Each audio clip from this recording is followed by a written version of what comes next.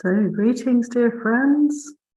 Thank you for being here today, this afternoon, for the Sutta study group.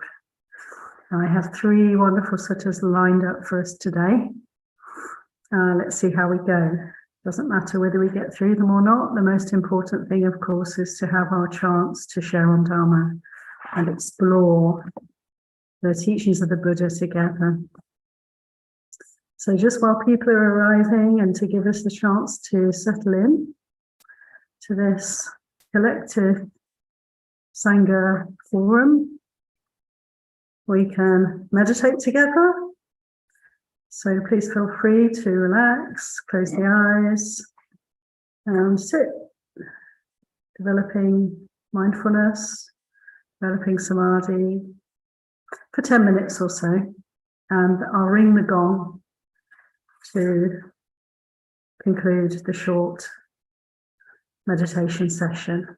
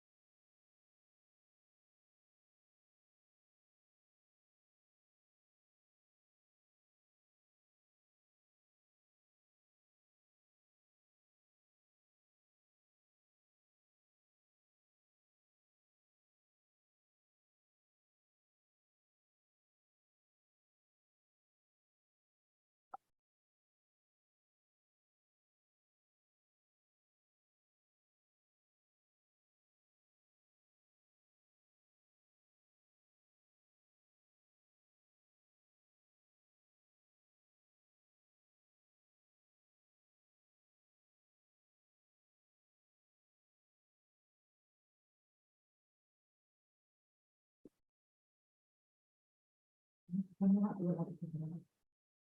we can just gradually open the eyes and welcome again everybody to the Sutta study group. Respectful greetings to Venerable Kachayana, beaming in from Aranyabodhi on the coast. Lovely to see you, Venerable. Good to see you all. And for this first sutta that we're going to look at, I'd like to suggest that you just continue to meditate. And I'm going to read out actually the whole sutta. It's not very long. So you can just really receive, take it in, and then we can discuss. So I'm going to put it up on the screen so that I can read it. But I suggest you really just relax, meditate, and receive.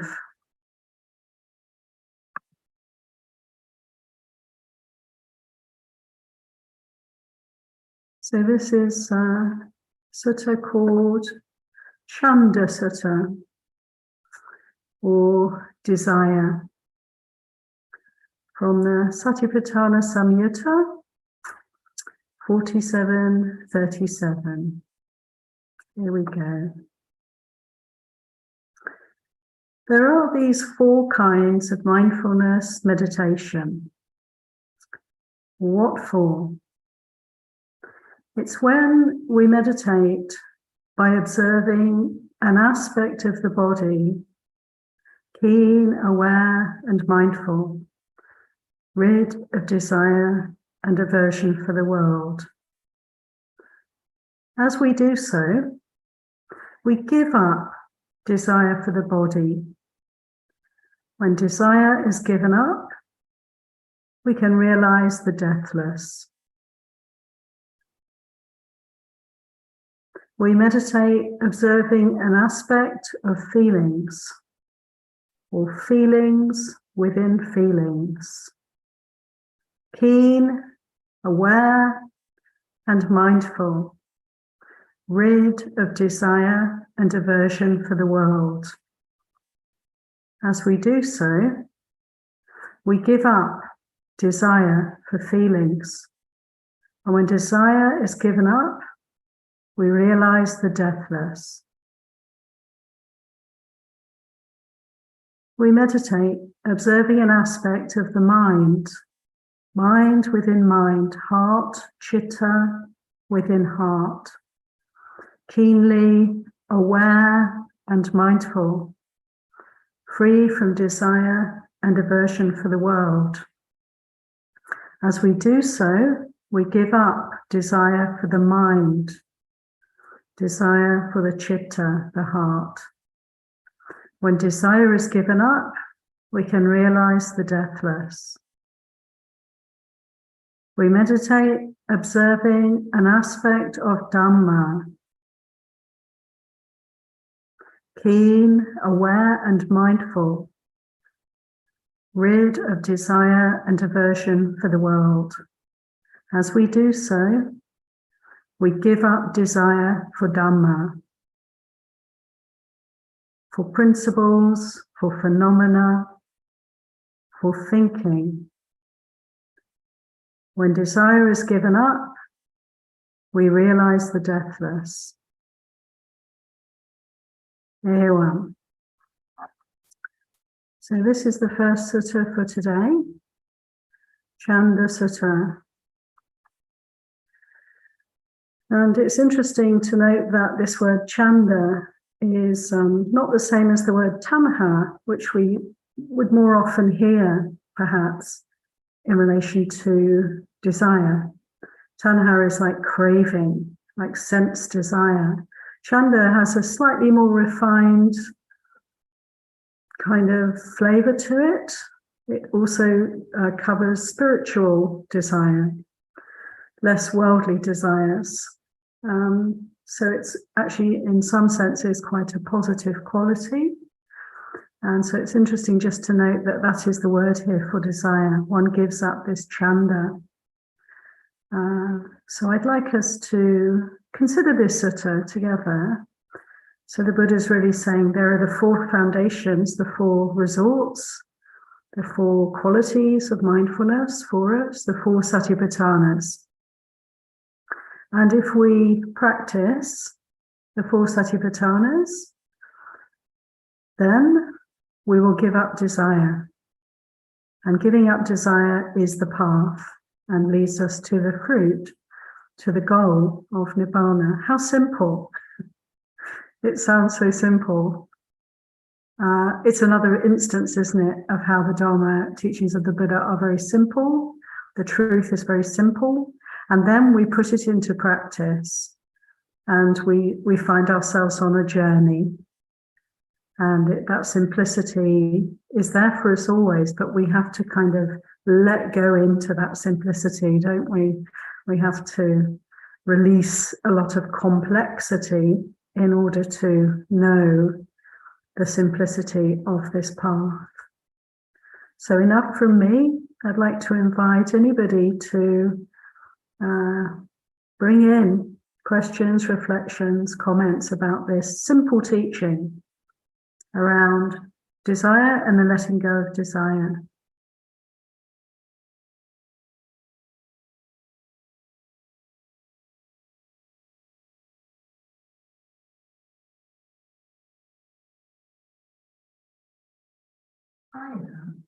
Got a question in the room. Let's hope you can hear. Nice, a little bit of volume.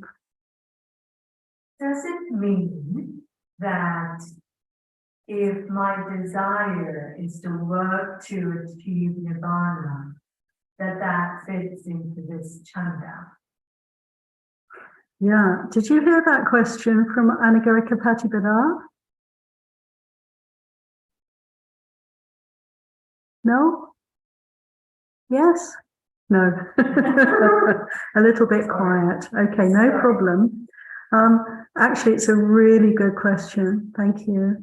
Because Anagarika Patipada is saying, well, so does the desire for Nibbana, the desire, the very wholesome desire to practice and to attain to its full, the teachings of the Buddha, the guidance of the Buddha, all the way to Nibbana, is that also to be given up, to be let go of? And that's such a good question, isn't it? Because I was actually saying this morning in the meditation at the end that, you know, we are, even in our practice, even in our most wholesome aspirations, we're still operating from desire.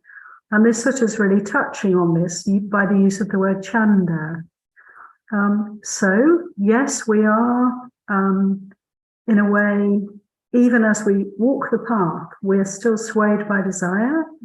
And ultimately, that every volition towards something in the future, something that's not here, something of an ambition, of an aspiration, is to be let go of. Including this. Including this. Anagarika Patipada says, yeah, I think so. I think so. What does anyone else think about this?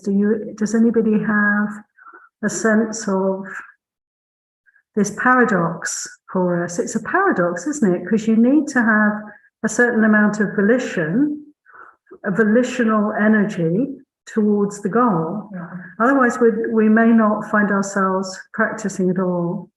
And yet, is that a source of suffering for us? Is it tinged with ignorance right up until the last moment of realization? Question. Hamanea.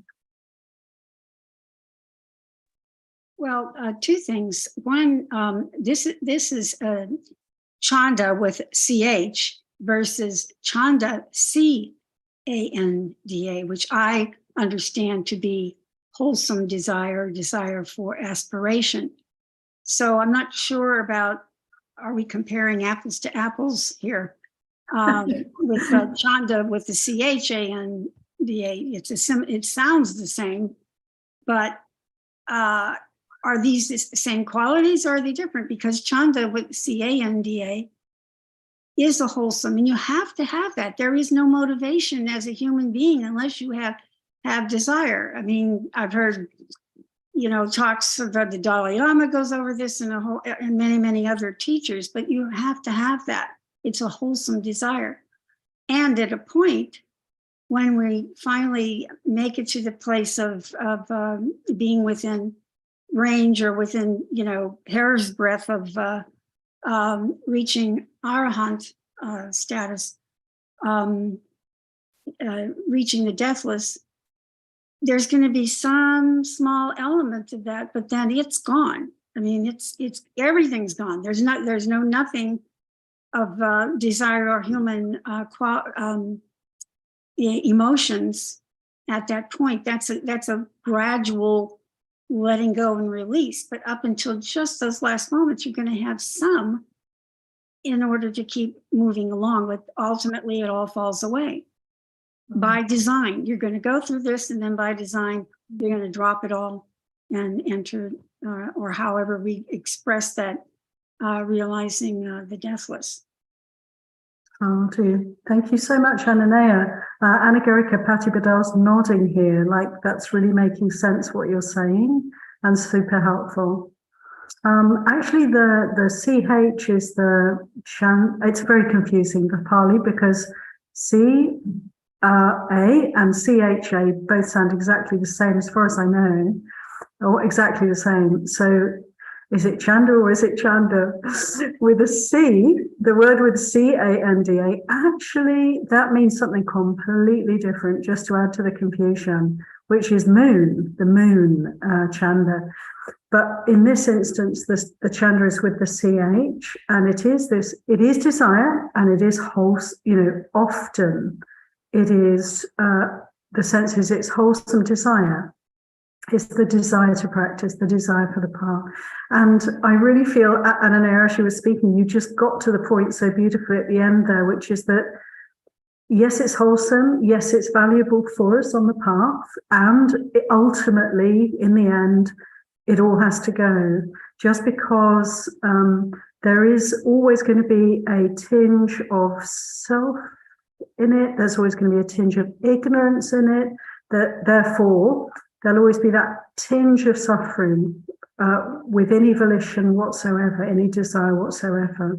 And I think this is a very subtle point that this sutta is really including. I think we move from the most gross desires, sense desires that push and pull us and sway us and cloud our minds, all the way to the most subtle letting go of that final fetter, Ananaya, that final little tiny kind of dye, the colouring of conceit, of selfhood, of the sense of something here that is walking the path. Do you know what I mean? So it goes from the most gross to the most subtle aspects of desire. Thank you very much, Ananaya. Maitri. There was a simile that came to my mind, and maybe this is related. I've heard it, I don't know where it appears, but it's a simile of a bundle of sticks, and this person wants to get across a river, and he carries a bundle of sticks, and he puts this bundle of sticks under his belly, and is able to wade across the river with the bundle of sticks. And when he gets to the other side of the river, he would leave the bundle of sticks. He won't carry it on his shoulders because he's made use of it now. He would leave the bundle of sticks on the shore and then go on his way. So this, I think, related to the bundle of sticks, related to Dhamma, and that you need to hang on to it till you get there. I guess that's well said. Thank you so much, Maitri. Yeah, that beautiful simile, which helps so much in this case for us to consider. Yes, exactly. It's that which gets us across. The raft is the same, another instance of very similar story, simile from the Buddha. The raft, which is his simile for the Dhamma itself, the Dhamma, the teachings of the Buddha, the guidance of the Buddha. This raft, we use it to get across, use it to get to the other shore, to the far shore. And when we're there, of course, we put the raft down. So this is really interesting for us to consider, isn't it? I think also, everybody, that this sutta is covering the journey that most of us are on, of working with actually more obvious and in some ways palpable, powerful urges, desires and aversions to this, that and the other. And what I'm really taking in from this sutta is that the Buddha is saying, if we practice the 4 Satipatthanas, this is a way in which we can kind of not be overwhelmed by desire. And when we say desire, when he uses the word chanda for desire in this sutta, we can also assume that's it. It covers, it includes aversion, can't we? Because the two are like the two sides of the two aspects of the same problem, really. That we're seeking that which is not present, we're trying to get away from that which is, and our journey is one of just recognizing moment to moment where there is this push and pull in the human heart. And the Buddha is telling us, okay, practice the 4 Satipatthanas and you will move through this field, this minefield, really, isn't it? Move through the minefield of our defilements. Anybody else like to come in on this sutta?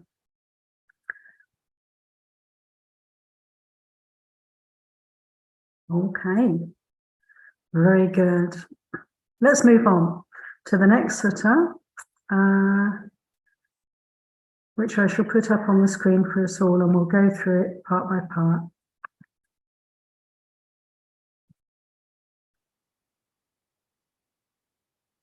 Okay, this is also, of course, from Satipatthanas Samyutta, number 40. And this is called Analysis Vibhanga Sutta. I have 2 translations of this sutta because thinking of you, Ananaya, partly good to bring in different voices, different translators. So I'll read you also the Bhikkhu Bodhi translation. Or I can tell you as we go through the differences between the 2. So we're starting off with Bhante Sujato's translation from Sutta Central. Okay, here we go. I will teach you mindfulness meditation, said the Buddha. The development of mindfulness meditation and the practice that leads to the development of mindfulness meditation. He's talking about the Satipatthanas here. Listen. What is mindfulness meditation? What is Satipatthana? It's when a person meditates by observing an aspect of the body, keen, aware, and mindful. Atapi sampajano satima. This is the refrain you'll recognize from the Satipatthana Sutta that we see again and again here also in the Samyutta Satipatthana. Rid of desire and aversion for the world. They meditate observing an aspect of feelings. Oops. Keen, aware, and mindful. Rid of desire and aversion for the world. They meditate observing an aspect of mind, citta. Keen, aware, and mindful, rid of desire and aversion for the world. So we can mindfully observe the mind within mind. Chitta chittanupasi viharati. And finally, they meditate observing an aspect of principles of Dhamma, Dhammesu Dhammanupasi viharati, keen, aware, and mindful, rid of desire and aversion for the world. This is called mindfulness meditation, Satipatthana. And what is the development of the Satipatthana, of these practices? Satipatthana bhavana. It's when we meditate, observing the body as liable to originate, as liable to vanish, and as liable to originate and vanish. Keen, aware, and mindful, rid of desire and aversion for the world. We observe feelings as liable to arise, to pass, and to both arise and pass. Keenly aware and mindful, rid of desire and aversion for the world. We observe the mind in the same way, the chitta, and also the dhammas, the principles, the thoughts, mental phenomena, as liable to originate, as liable to vanish, and as liable to originate and vanish. Keen, aware, and mindful, rid of desire and aversion for the world. This is called the development of mindfulness meditation. So I'll stop here. So this is very interesting and helpful for us. So first the Buddha gives us the 4 Satipatthanas teaching. And let's remember, so many suttas are in this same way, are pointing out of the Satipatthanas. Well, of course, the Buddha was traveling all over what's now northern India, meeting so many different people. What we can gather from Satipatthana Samyutta is that he was giving this teachings in so many places, to so many people at different times. It was an oft repeated teaching. So let it be something we often take in. Let it be something we often consider. Let this be our development. And then he explains, so how do you know the 4 Satipatthana, you practice meditation and mindfulness in daily life around these 4 resorts of mindfulness. So how do you develop them? And then he's telling us how to develop the 4 Satipatthana, to note, to be aware of, to bring in this understanding, this appreciation of anicca, arising and passing, both arising and passing. So to notice, let it be a constant, a continuous observation for us to notice the change. And we were talking about Vedana and Upassana this morning, feelings, and how the Buddha said they're like bubbles. As the rain falls, imagine the rain falling on water, on a puddle or a pond or a lake, the raindrops falling and the bubbles that form, and how swiftly they change, how they arise and pass, how ephemeral they are, and how they can seem sometimes so solid and so real and so formed, and then pop, they've gone, and the next one arises. And so in this way, again and again, the Buddha encouraged us to remember, to appreciate, to just notice the truth of impermanence, the truth of impermanence which imbues all things, which imbues our every observation, which imbues the 6 senses, every experience we have. And so here, in relation to the 4 Satipatthana, the Buddha is saying, this is how to develop this practice. Bring in anicca sanya. Anybody like to offer any reflections, any similar teachings, any questions? Feel free to generously share. Thank you, Sheila. Yeah. Good afternoon. Good afternoon. As we're discussing Satipatthana, what comes to mind is in translating or taking Satipatthana into daily life, then what I'm hearing, I think, is even when there are feelings or causes and conditions, those too arise, and the aim is to not get stuck in whatever that transaction of feelings or mind or with others, and having the ability to perhaps see or experience something that may be a neutral feeling or a painful feeling, but allowing that to not shape the next moment, and allowing that to literally just evaporate, and using Satipatthana in real time to gauge how we're moving in the world moment to moment. That's what comes to mind for me with this sutta, these suttas. Thank you.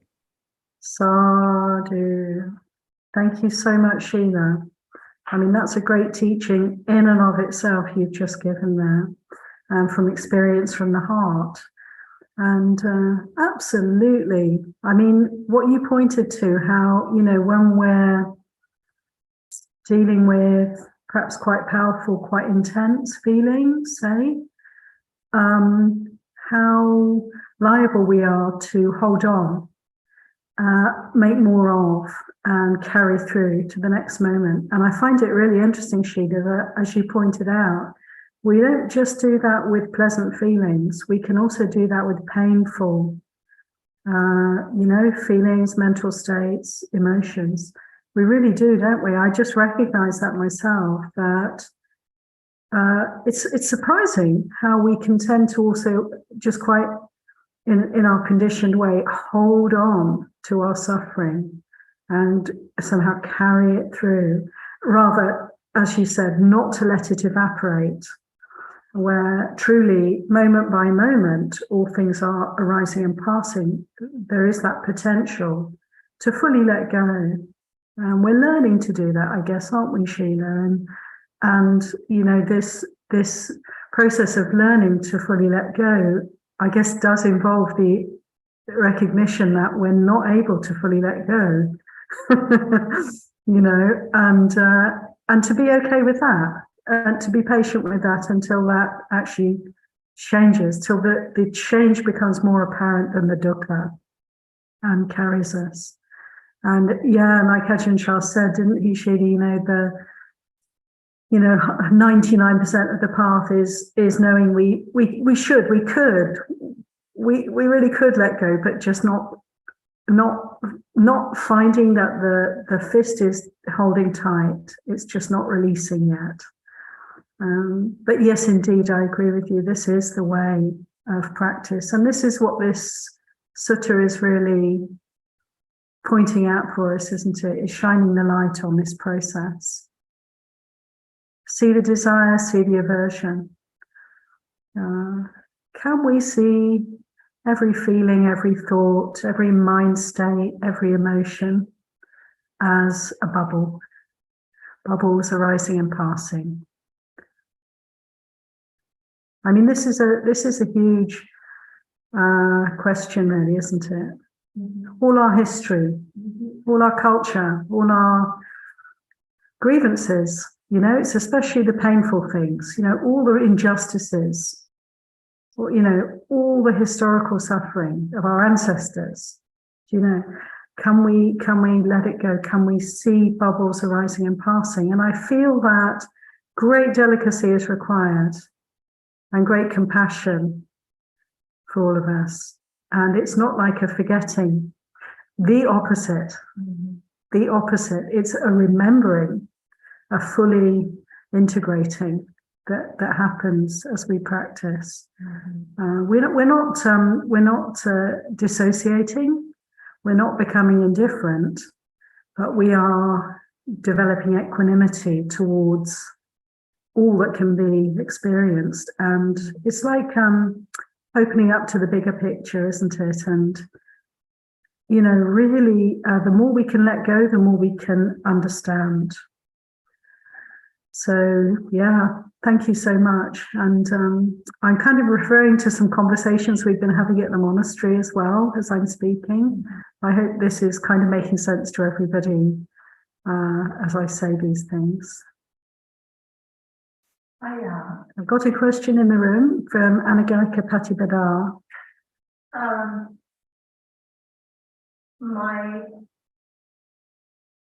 An experience that I've had is that there are billions of perspectives when anything occurs. There are billions of perspectives. And so the one we attach to and get hooked on seem to be a building block of what comes next. And so during meditation, to see that all of these books that we have created in every experience we've had, to be able to see that it was all about choice. And you can only make a choice based on what you know at the time. But during this practice, when we're trying to develop right view, and we start, and I'm thinking, as I start to understand what right view is, it means that the persona hooking into the experience is where that suffering happens. So to be able to then see all of the past differently and see that the karmic connections we have with people have resulted in some of these choices, we can change how we see our history. It doesn't have to be that it's painful. It doesn't have to be that it hurts. Thank you so much. Yeah, that's a great exploration. Did you all hear that? Yes. Oh, that's so wonderful, because I couldn't possibly, put it in a better way. That is very interesting to bring that in. Isn't it interesting that we can only perceive so much, and that our conditioning is kind of like, what I'm sort of hearing you saying is it's like a pair of blinkers or something like that we have the blinkers on. And I guess we all have that to some extent. That's what we could call ignorance, I guess. So we are seeing through a particular lens of our own past karma. And I do find it interesting, Anagarika Patibadar, that we can review our own lives as we practice over years, look back, and we can actually feel differently about the past, yes. Right?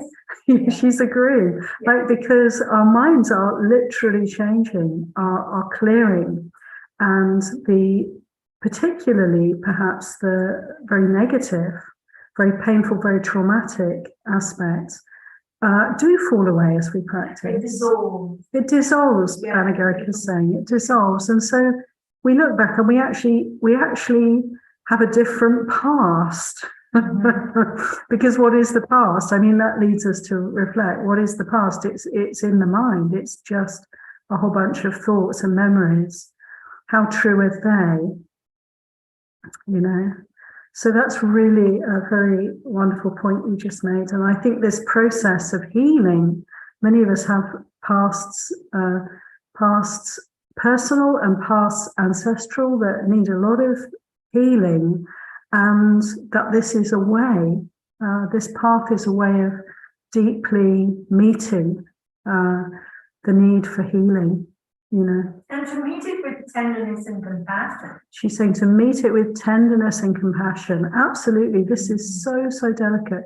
And for each person, it's like no person can tell another person how to do this work. No, that would be disrespectful, right? So it's like for each person to just really honor the process for each one of us and with great compassion towards each other. Thank you so We much. can only share our own. And Anagarika Padapazar says we can only share our own. We only have this mind heart, don't we? And this journey. And not to feel that anything's excluded. You know, that's an important part for me. Don't feel there's any aspect of our lives that's not relevant, where the practice, where the Dharma doesn't come in. You know. Thank you so much. Now, somebody had a hand up. I'm so sorry, I just missed catching that. It is I, Sheila, and yeah, Sheila. And Anagarika mentioned or brought in what came to me as she was sharing her reflection, and that was the anecdote to that is great compassion. And I felt compassion, and it almost like that would be the way to embrace and move through all of those conditions. And the compassion just landed in a different way for me as she spoke. So that's all that I wanted to share. Thank you, Anagarika. And thanks from Patipada, Anagarika Patipada. Thank you for your time. Yeah, wonderful.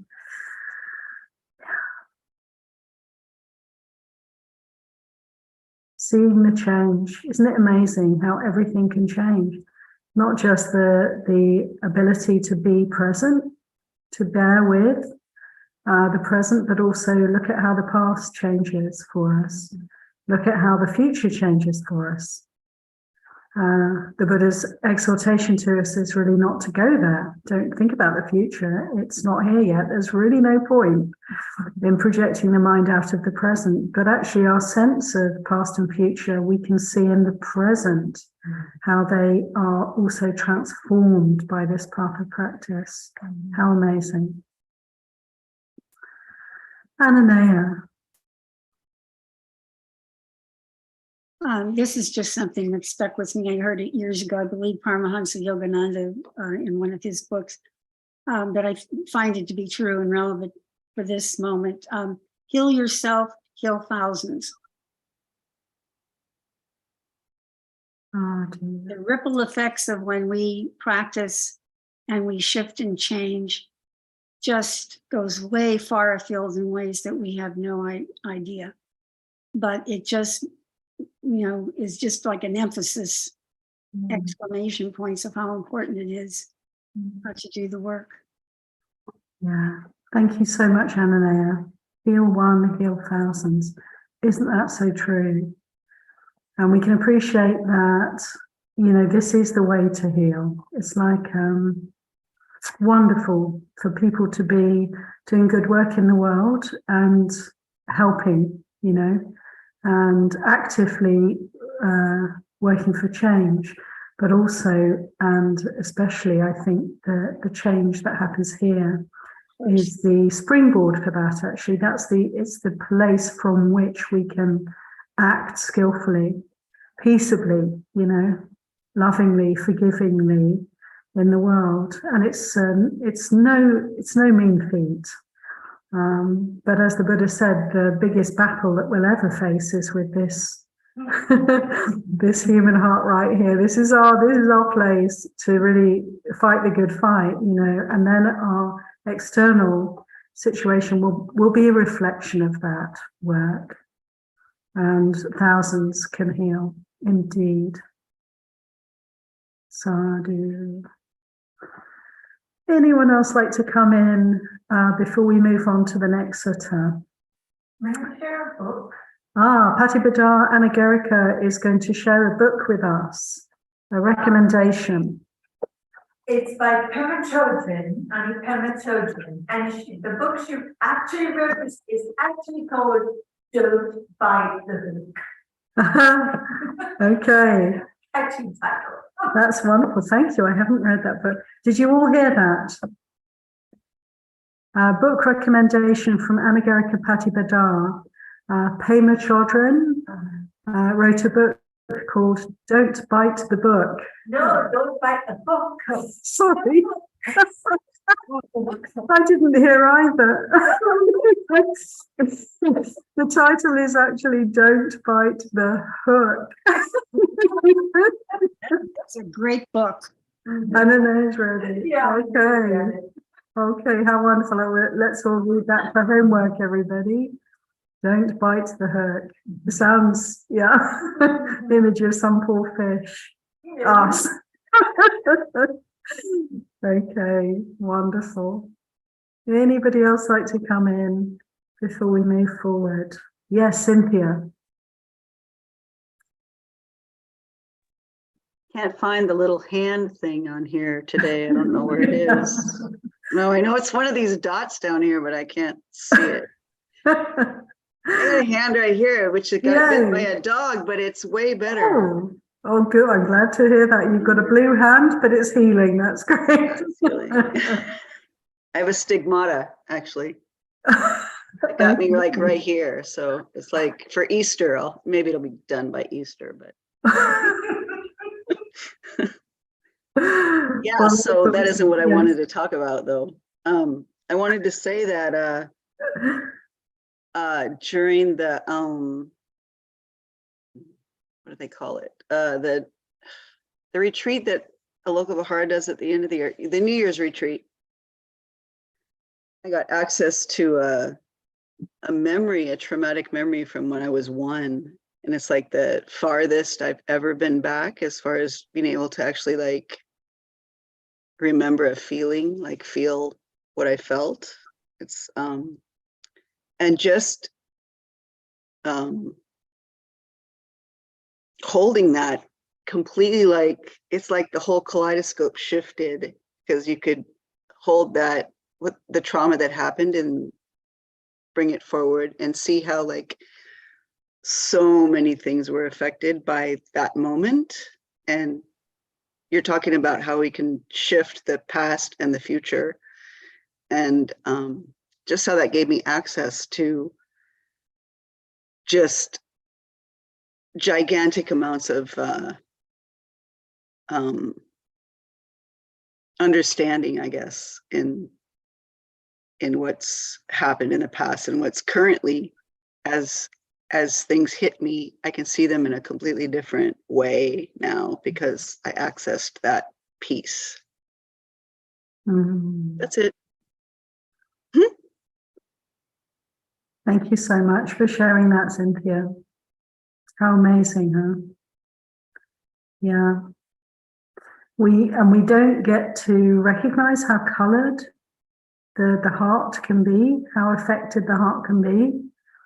The whole life, even the whole life. Some things are coloring, distorting the view, and you know, we're carrying so much suffering we're not aware of. And amazing. This is the benefit, isn't it, of going on retreat, of having times to really focus on practice, like the community here on winter retreat, the New Year retreat. These opportunities to really stop and dive deeply, paying attention, and what we can move through is really wonderful, wonderful to appreciate. It can also be very poignant, can't it, Cynthia? Maybe for you in this case, and certainly I'm sure for others. For me, I can relate to how it can be very poignant as well, because we can appreciate how, well, it's a sense of like, if that hadn't happened, if that hadn't been there for me, how differently it would have been, how different my entire life would have been, because the shift can be so profound. The change is so great. So it's like a whole new, a whole new world opening up, and poignant and wonderful, and something to really celebrate when we move through, untangle some big knots. To be courageous enough to step forward It's stepping into the unknown then, isn't it? Because we don't know who we are anymore. And that's very valuable to have that kind of experience. Because there's nobody to, solidify around. There's nothing to reify here. And it helps us to see that, to appreciate that. Everything fluid, everything passing, bubbles, bubbles. Thank you so much, Cynthia.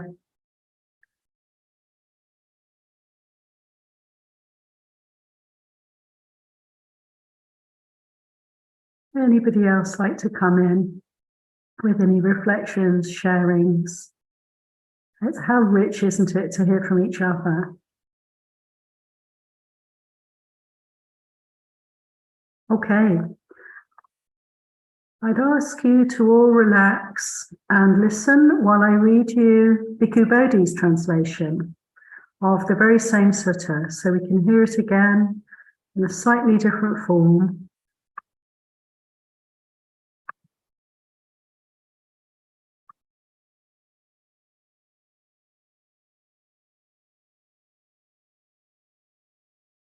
Let's see if I can get that up on screen for us. We'll have to do it a different way.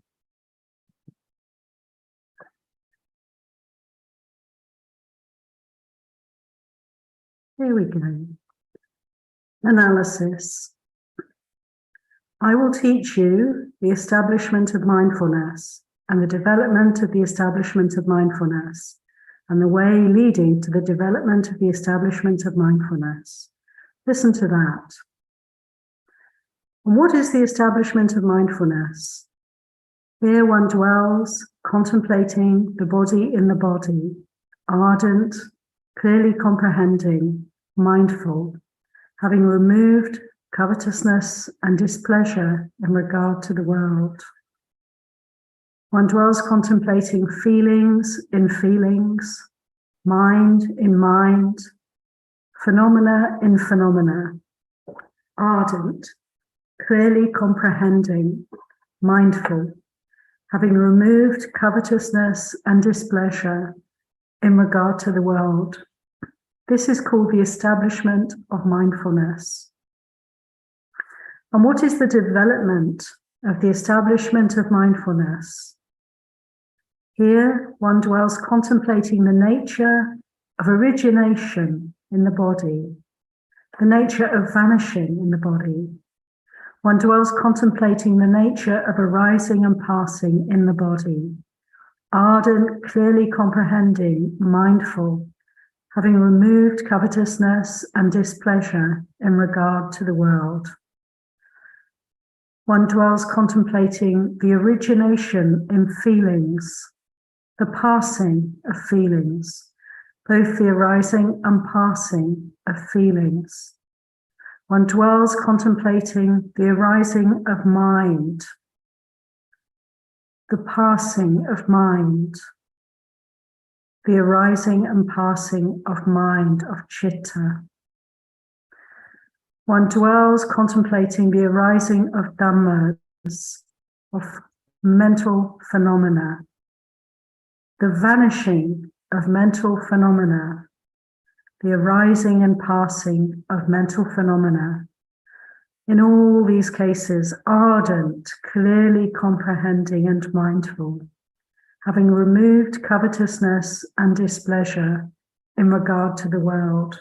This is the development of the Satipatthanas, of the establishment of mindfulness.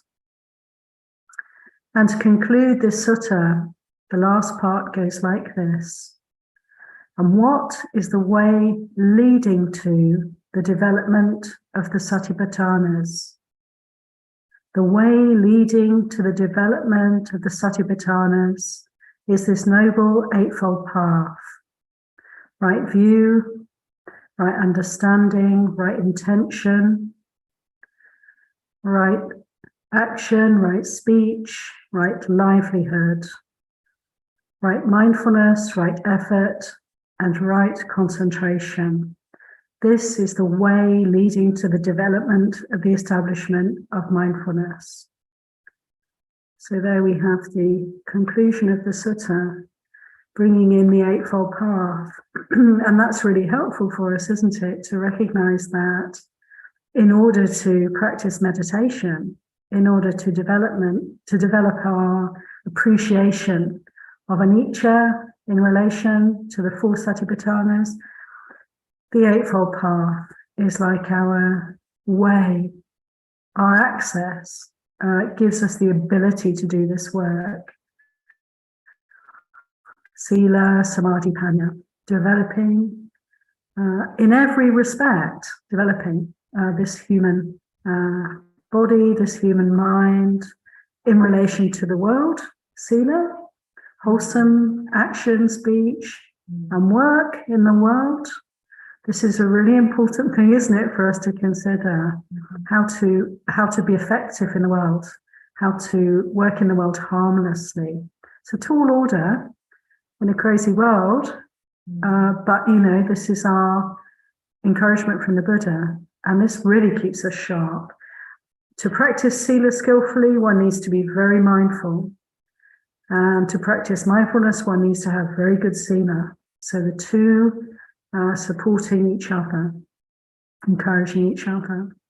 And then the development of meditation, right effort, right mindfulness, right concentration, the samadhi aspect of the path, and the wisdom aspect of the path. So we need right view in order to practice well, and right intention. And let's remember what right intention is. It's the intention to be harmless, to avoid any kind of harm or cruelty. Or we could say the positive aspect, to practice loving kindness and compassion, which is just really what we've been talking about. To practice kindness and compassion, and to practice renunciation, letting go. So these path factors, let's marry it all together. Bring the Eightfold Path and the four Satipatthanas and anicca, sanya, and put them all together. And that's what this sutta is doing for us. It's beautiful the way the Buddha gave so many teachings where he brings together different paradigms, and you just put them all together. Boom! And you've got this extraordinary, path, map right there. And the Buddha did this actually in so many different ways. But here we have some core teachings, don't we? The Eightfold Path, anicca, sanya, perception of impermanence, remembering, bringing it in, noticing the truth of impermanence, and the four Satipatthanas practice. Fabulous sutta. Any comments, questions, reflections to conclude this particular sutta study? We have another sutta lined up. We could move into that. It's interesting, isn't it, to see the Bhikkhu Bodhi translation. There are differences, and it's really helpful. Thank you, Ananea, for the prompt to bring in different voices, different interpretations. Not interpretations, it's just literally the language, isn't it? Can be translated in ways, different ways, and it helps us to broaden our understanding of the Pali when we tune into different translations.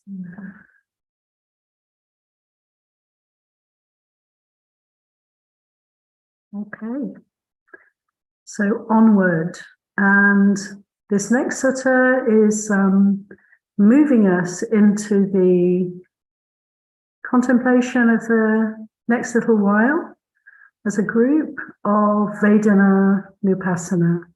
So we've spent, thus far in the winter retreat, looking at Kaya Nupassana, looking at all the teachings the Buddha gave on the first foundation, the first resort of mindfulness, Satipatthana, Kaya, the body, and we're moving into Vedana and looking at Vedana this next week or two. And this sutta is a wonderful way to move forward in studying Vedana. And it's also the last one of the Satipatthana Samyutta I will look at with you. We'll then move across to the Vedana Samyutta, looking at the chapter on feelings. But this is the last of the Samyutta Satipatthanas. And let me bring the sutra up on the screen for us. I can't quite get to it here. I'm going to go through. It's in the chapter on the deathless, Samyutta 47-49, on feelings. Vedana Sutta.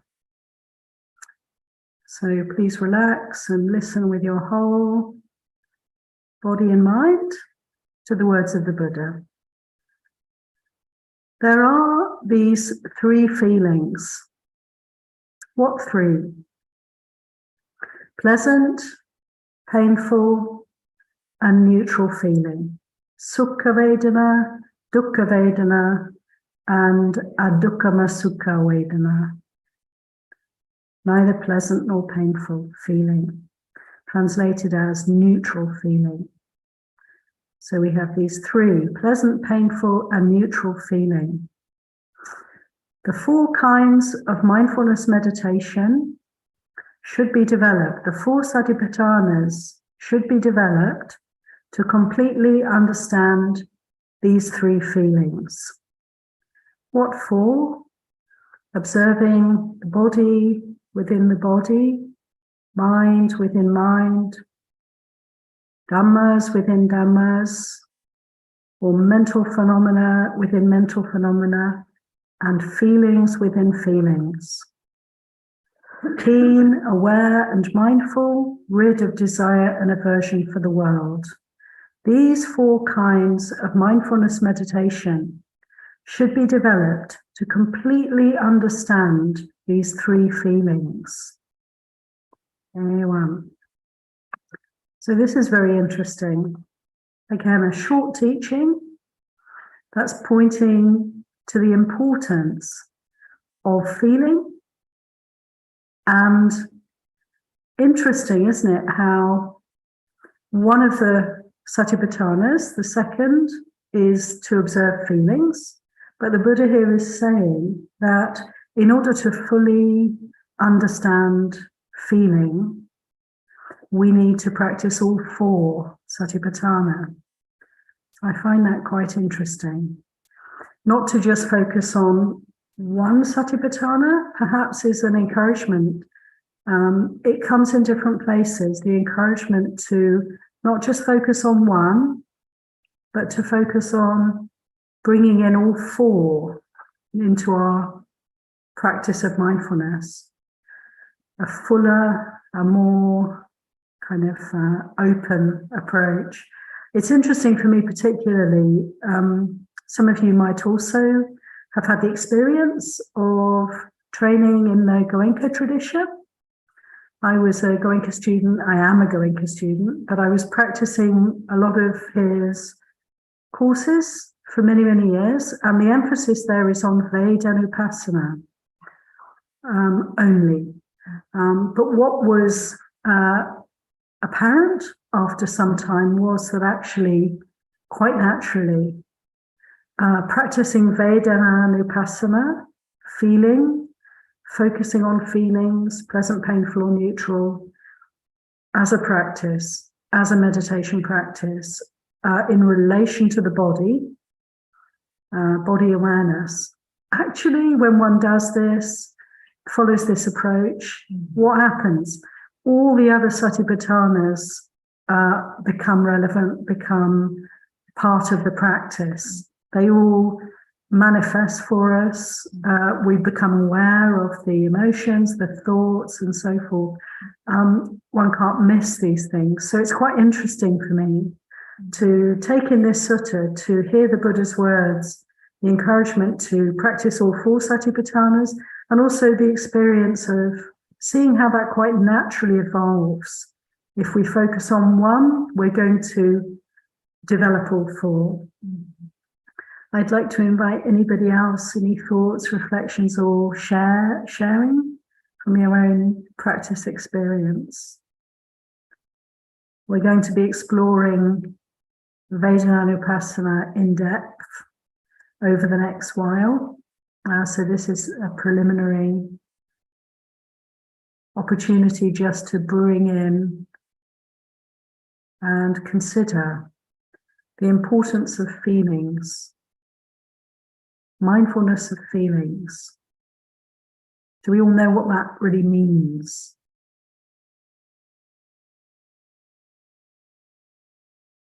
Is this something that we're all practicing with?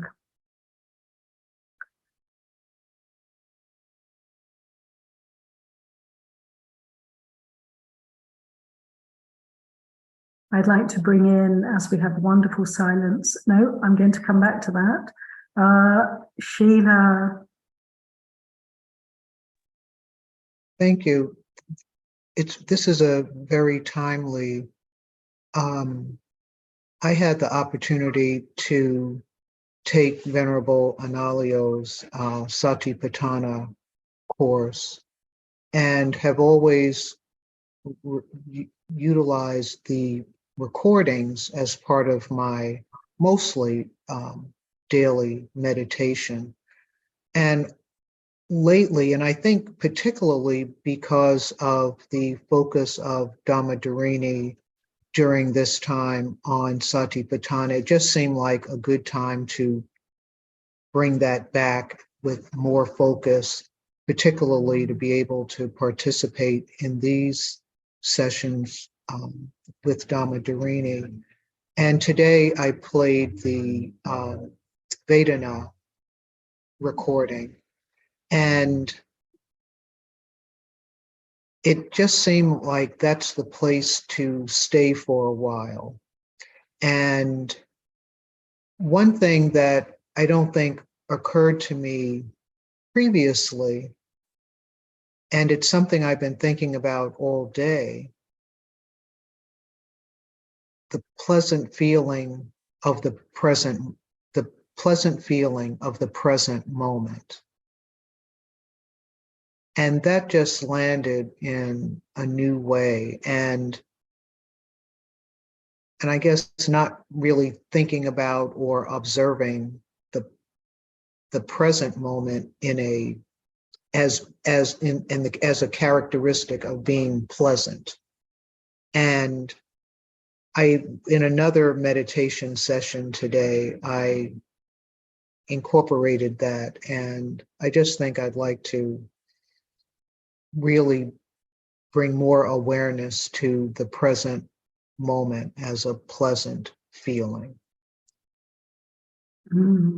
Thank you. Thank you so much, Sheila. That's a great encouragement for all of us, isn't it? Can we notice that? And to be resting in the present, how peaceful, how sublime. Somebody mentioned this morning in the meditation time, noticing the suffering that arises as thoughts arise. As a thought arises, that's leading us into something else. How painful. And she had that recognition, that noticing of distraction from the simplicity of the present. So can we appreciate, can we enjoy and feel the reality of how it feels to be present? Beautiful. Thank you so much, Sheila. And there's a good tip again for us to tune into Bhante Analayo's Satipatthana teachings. It's all there for us online. Wonderful monk, scholar, profound insight, great teacher. And he's done a whole series on Satipatthana. This is something to take in, benefit from. There are many, many Satipatthana teachings out there, but Bhante Analayo's big recommend for me too. And really let these teachings deepen our practice. Thank you, Sheila. Anna Garika Patipada would like to mention something. In the going to teaching, one of the most repeated instruction is to be equanimous, no matter what arises. Another book, this book is called The Body Keeps a Score. And in doing this meditation, to be able to see that memories are literally stored in the body. Mm. And as memories arise, sensations occur in different places in the body. Yeah. And so the Goenka teaching to observe the body, I can see how the others come into the Vedana. Absolutely. Yeah, thank you. Did you hear, everybody? That's great. Yes. Equanimity truly arises when we pay attention to feeling. Because we're not falling into reactivity, right? We're not following the inevitable course until we're arahants of reactivity. We're just staying with the feeling. And equanimity is the result. And also Goenkaji would encourage anicca sanya, observing the change. This was a constant refrain of his, wasn't it, as well? So huge benefit from these great teachings, this great teacher, Goenkaji. And yes, how the focus on Vedananupasana, feeling feelings, does open. How can we not be more aware of the mind and of thinking and of the body? Of course, yeah, we're going to develop that awareness. Impermanence so obvious. Satipatthanas, did you catch it makes impermanence so obvious? Yes, it does. The bubbles, feelings which are clearly moving and changing so fast, so quickly. And as we develop our awareness of Vedana, isn't it the case that our mindfulness gets quicker and sharper? It's really remarkable how observing feelings helps us to sharpen our mindfulness, to really turn the light on, and to be present and to enjoy that presence, as Sheila said. Yeah, thank you, Anagarika Patibidal. Anyone else like to come in on this topic? Yeah, Cynthia of the blue hand. It's the last of my blue tape. Have to go with a different color next time. Yeah, okay, so I wanted to say that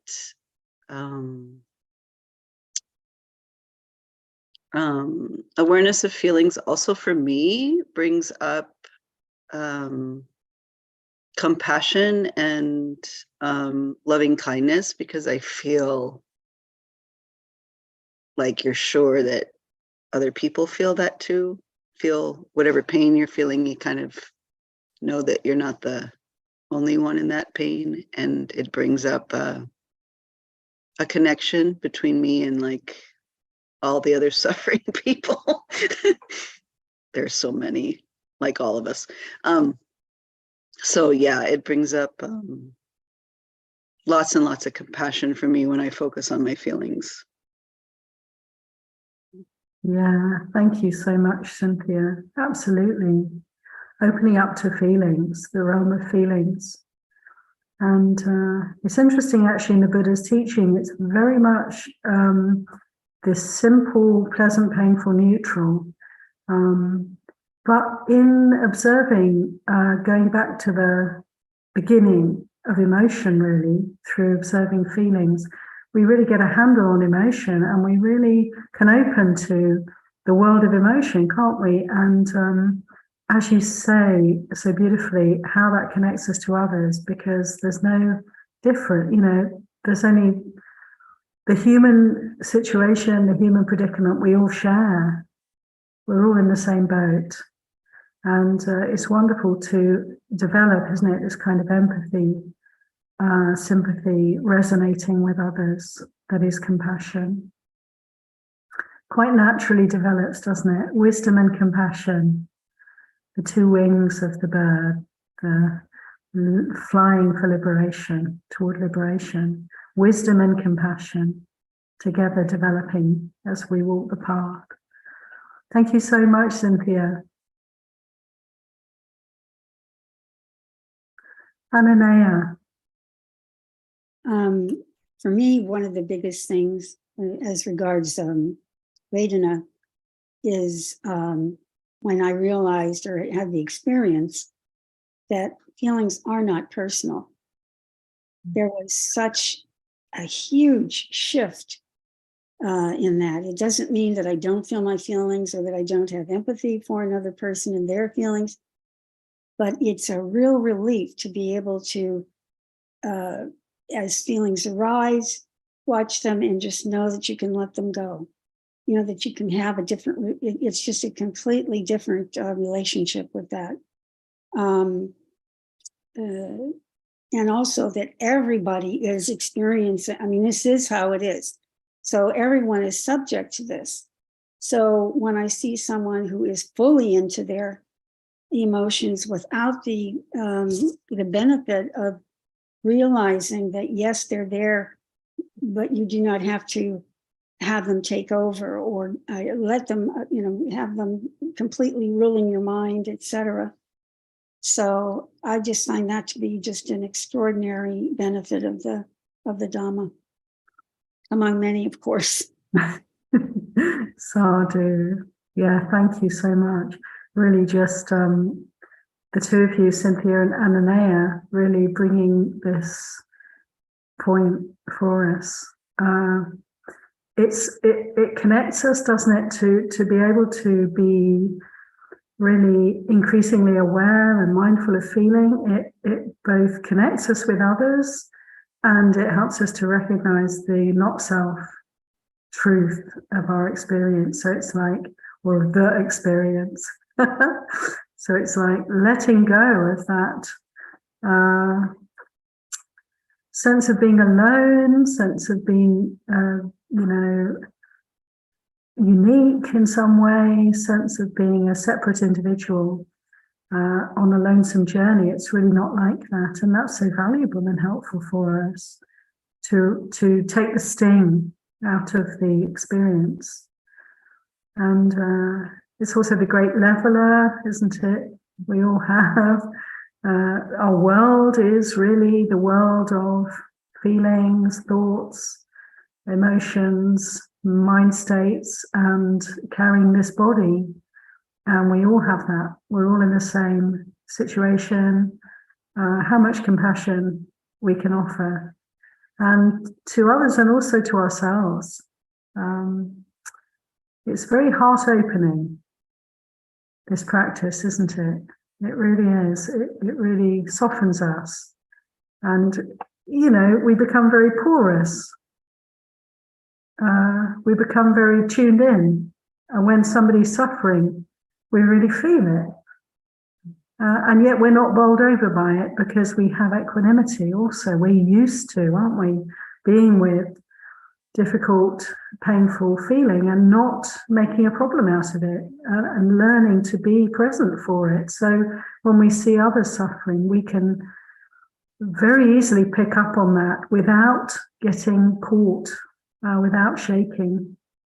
And this is the healing of the thousand, is it not? That we can stand steady in the midst of strife and real deep trauma and pain, which is all around us and within us. And we can stand steady and offer, our peace, a calm. This is a great safety, isn't it? We're offering great safety into the world and healing, as we said. And we can help so many beings, not by actually doing anything. Action comes from these places, doesn't it? Action comes from this state of mind that is equanimous, that has made peace with the world. we don't have to do anything effortful, then it's quite natural for us to step into difficult places and not be caught up in them, but to be able to bring some light and bring some tenderness, kindness, compassion. Thank you so much, Ananea, and also Cynthia. So how wonderful. This has been a very touching meeting for me, and these suttas, I hope, I notice with suttas, you can always pick almost any sutta at random, quite honestly, and throw another sutta in with it and make a little group of 3, as we've done today, and see how they illuminate one another. I find that a really wonderful exercise. This divine lectio, divine reading. Read the Buddha's teachings and just see how they all integrate together. Wonderful, like a hall of mirrors that's actually reflecting back Nibbana to us. So thank you all for your kindness in being here and your wise sharing. Those who were generous enough to share, and your beautiful attention and listening, those who've quietly listened. And look forward to seeing you hopefully tonight when we have a teaching from Ayatthaya on this half moon day. So 7 o'clock this evening for those who are able to join us. And otherwise, see you next week. Thanks, everybody. Thank you. Sadhu, sadhu, sadhu. So much.